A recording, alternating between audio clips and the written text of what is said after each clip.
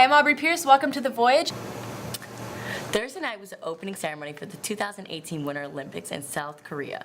Team USA has been experiencing some controversy in deciding who would hold the American flag. The decision was between luge slider Aaron Hamlin and speed skater Shawnee Davis. It is normally decided by a vote, but the vote was divided evenly 4-4. The committee decided to choose who would hold the flag in a coin toss. Aaron Hamlin won the coin toss and held the flag at the opening ceremony. Shawnee Davis felt disrespected that they determined who would hold the flag by a coin toss. Shawnee Davis feels that he deserves to carry the flag because of his victories. He used Twitter as a platform to express his disappointment in the decision, but he continued to walk with the USA team. A puzzle released in 2015 containing a wallet key to $50,000 worth of Bitcoin was solved by a user who wished to remain anonymous because, quote, they lived in a country where Bitcoin was not safe to own.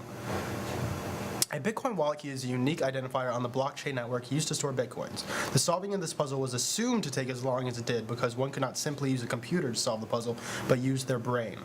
This is not the only time that people have solved puzzles for Bitcoin. In January, a Belgian student solved a puzzle to earn an estimated $10,000 worth of Bitcoin. And late last year, 2 hackers earned roughly $1,000 in Bitcoin by solving a QR code puzzle.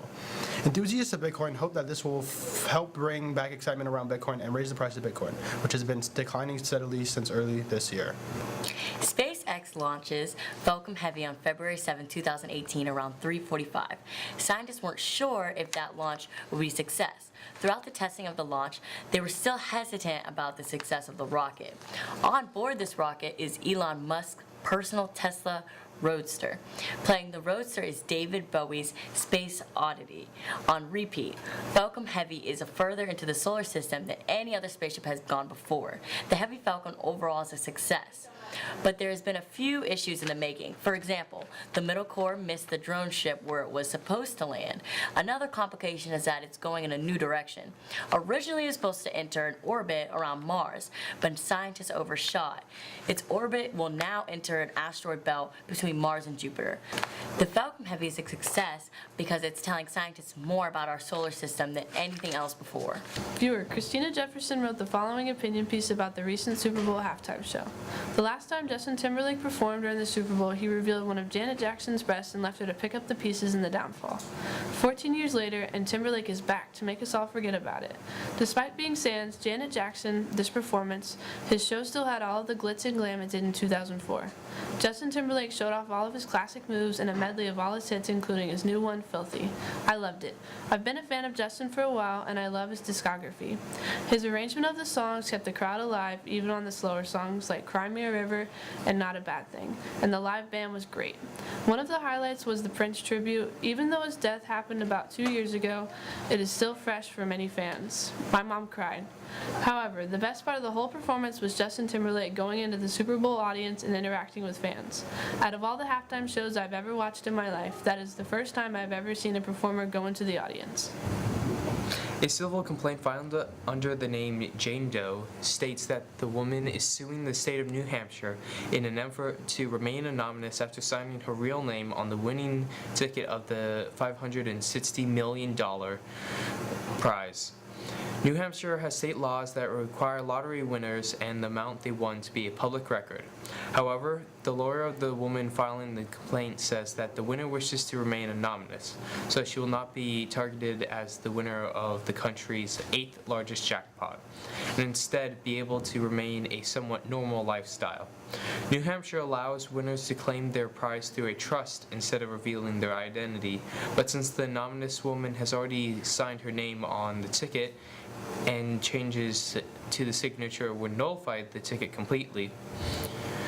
If you won a large sum of money in the lottery, would you want to let people know that you won it yourself? Would you rather stay anonymous? Boo boo doo doo doo. What up, Clippers? Welcome to Scintillating Sports with your personal sports gurus, JT Parr and your boy Chad. All right. Big news this week in sports. First up, Winter Olympics officially began yesterday in Pyeongchang, South Korea, opening with curling, figure skating, and biathlon. Woo! I love curling, bro. Tough start for Team USA. USA got mercy ruled in South Korea 9-1, and figure skater Nathan Chen tragically flopped in his debut when he fell attempting the triple axel turn. So, Triple Team axel USA is needs a to pick it killer. up. Fly Eagles fly in a shocking tournament of events. The Eagles come out victorious in Super Bowl 52, inciting what may be known as sports-induced riots throughout the streets of Philadelphia. I guess you could say they're having a party of a lifetime, Chad, but it's time for injuries and trade news. Knicks power forward Kristaps Porzingis suffered a torn ACL versus the Cavaliers this week.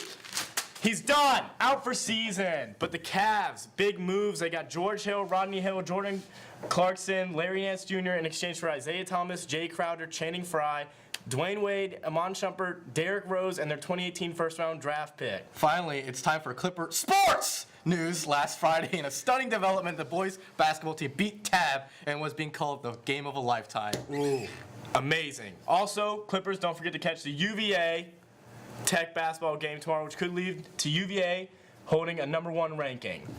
Live from Chino Hills, California, this it's Scintillating Sports with Chad and JT, telling you to keep it shaka, brah. Queen Elizabeth II celebrated 66 years as the Queen of England this Tuesday, which is the longest amount of time any monarch has been in power in the history of England. Elizabeth became the Queen of England on February 22, 1952, after the death of her father, King George VI. The Queen, however, is only a figurehead for England and holds very little actual power. The second longest reigning monarch of England was Queen Victoria, with a rule of 63 years and 216 days. Queen Elizabeth celebrated the anniversary of her coronation, as she usually does, by marking the day of her father's death with cannon fire and then spending time at her Sandringham estate in Norfolk.